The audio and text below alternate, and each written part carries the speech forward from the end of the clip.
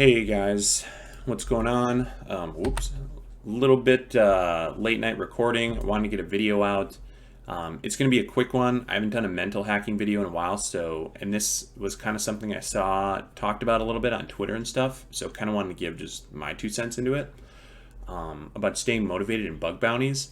I split it up into internal stuff and external stuff. There's really no rhyme or reason for that. It just kind of worked out that way. These are things that have affected me or have affected other people that I think they've had good advice on doing that I kind of just wanted to put together and put out in front of you guys. It's just a short, simple video, hopefully, and let's get into it. So the first one, we'll start with the internal stuff, is I see an issue with a lot of people saying I'm learning a lot, reading all these disclosed reports and all that stuff, and I'm still not popping all these bugs or still not finding anything. And I feel like to get motivation, you actually have to do the thing. And why I say that is because there's a very large difference between learning about it and doing it. When you're sitting there learning about something, you're not taking any action. What actually makes you feel good is actually taking the action. So I encourage the learning, I encourage the reading, I encourage reading reports and all that kind of stuff, watching YouTube videos, streams, whatever it may be. But once you learn about something, go try and do it. And it'll feel good for you when you're doing the thing is what will actually bring you the increased motivation. So trying to motivate yourself just sitting in your chair reading is not going to do as much, or sitting in your chair watching YouTube videos endlessly versus actually going out and doing the thing. And then on the note of doing the thing, just because you didn't have any findings or pop any huge bugs does not mean you didn't make progress. We've talked about it before about improving by 1% every day and the constant improvement, constant little improvement. A lot of times that won't show in any outstanding progress. So you have to find your own ways to stay motivated throughout the periods of having no findings. And that's what a lot of bug hunters struggle with. And the next two bullets would be my recommendation on how to do that. And they basically kind of go together. But my recommendation is spending the time and using your motivation to create your own personal methodology, right? The reason why you do this, and the reason why I think a lot of people lose motivation, is that second little thing here about flailing. What I mean by flailing is that you go online, if you go on Google and type in bug bounty checklist, you get about 80 bajillion of them, okay? And they all are similar but different, and some have some things, some focus on other things and whatnot. And you could go from checklist to checklist and run them all and try and combine them all and whatever, and you're just going to be running around doing random crap, fuzzing random crap. Why am I doing this? This doesn't pertain to this target, da-da-da-da. And you're going to end up not really knowing why you're doing anything, and it's going to be frustrating because you're going to go through a checklist, you don't really know why you're doing stuff, and especially if you don't have findings at the end of it, you're going to be like, well, I suck. There you go. I can't. This checklist that some other bug hunter that apparently has success put out, I can't get any success out of, so it must be me. And it's not.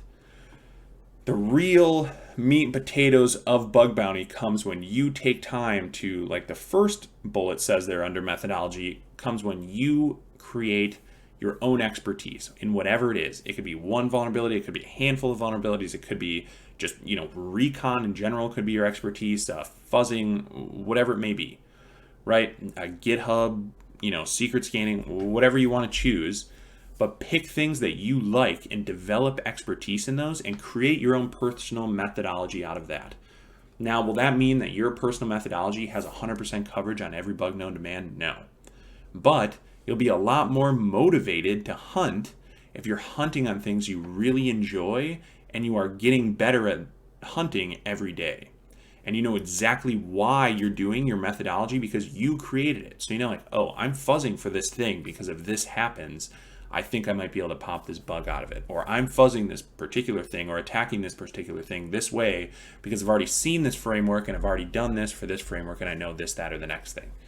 Okay, and you slowly develop it over time. And next time, let's say, oh, okay, I saw Laravel now, so next time I see it, I want to do this thing again. I'll add it to my methodology only for that technology or something like that. And you keep building on it and keep building on it. And maybe you add your methodology, maybe drop stuff off. But the act of actually creating your own methodology is a little bit slower than stealing someone else's, or not stealing, but using someone else's. But I promise you it feels better. and you feel like you're making progress versus just flailing with other people's.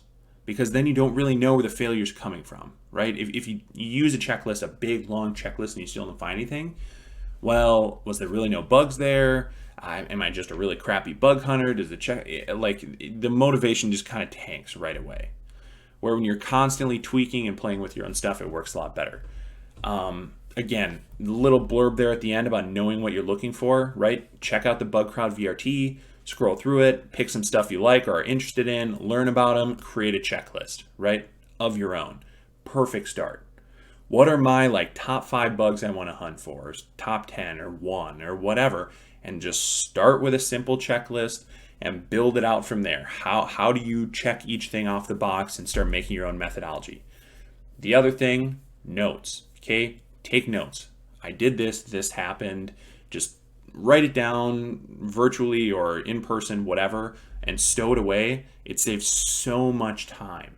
Just taking notes of as much as you can. I know it sounds weird for a lot of people, but if you just take notes on something, I did this and this happened, and just put it away. Or I fuzzed this endpoint on this target and this happened. No matter what it is, it helps in the long run because it's there and you can go back and look at it and see. And it will save you so much time and frustration.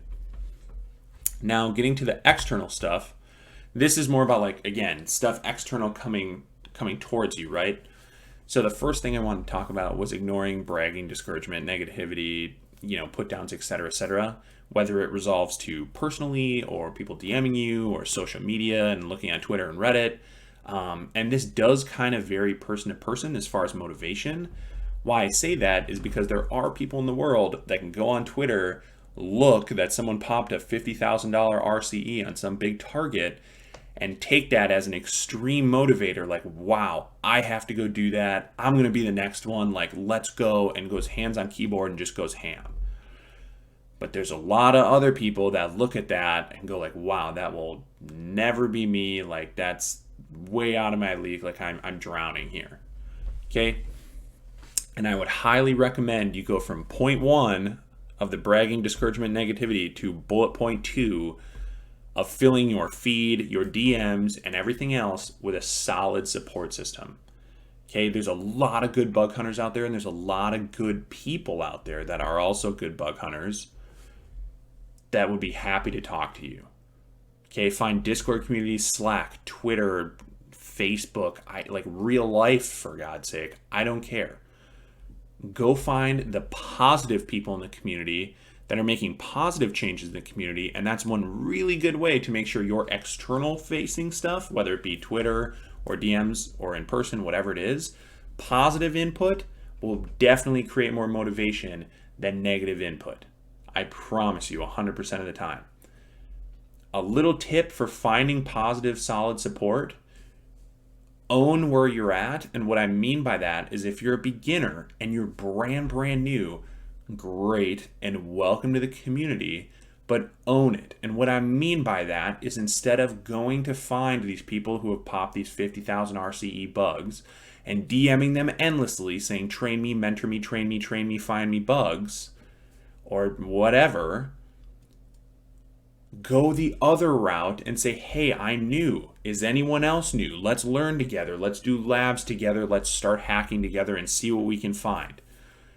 Okay? Finding people at your own level, or at least owning where you're at and being honest about it, and not trying to just cheat to the top or have someone, drag you along or whatever, and just, begging people to do things for you, and just owning hey, I'm a beginner, or hey, I struggle with this or whatever, and just letting the community enrich you and then trying to turn it around and enrich them back, owning what level you're at, makes interactions so much better. And it will make it so you can start giving positive stuff back to the community much quicker, because they'll know exactly where you stand and you don't have to pretend. The third and final thing from externally, I didn't really know where to put this on internal, external, so I just kind of saved it for the end, because again, this is kind of personal to me and it's something that I believe in, and you can take with it what you want. But I think the number one tip for staying motivated is taking care of yourself as a human being. That can mean a lot of things for a lot of people. For some people, it's, hey, like I gotta go to bed early and wake up early. Like I gotta get up and get after it. For some people, it's, you know, getting sunlight right away in the morning. It's meditating or working out or going for a walk or you know, getting a coffee and a scone at your favorite cafe in the morning.